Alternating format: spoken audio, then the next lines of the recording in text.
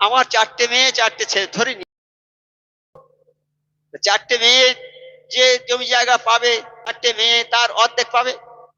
4টে ছেলে যদি 4 বিঘে পায়, 4টে মেয়ে পাবে 2 বিঘে।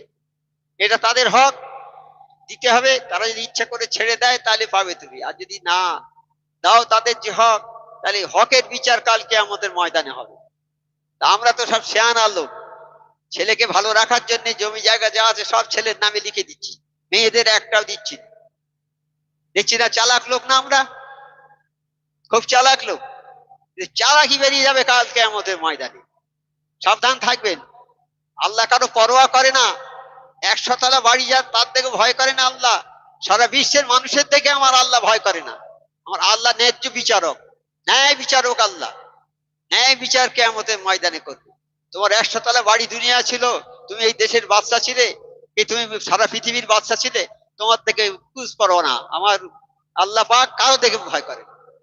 আল্লাহ পাক সবার উপরে, সারা পৃথিবীর শ্রেষ্ঠ, তারই নির্দেশে সব চলছে।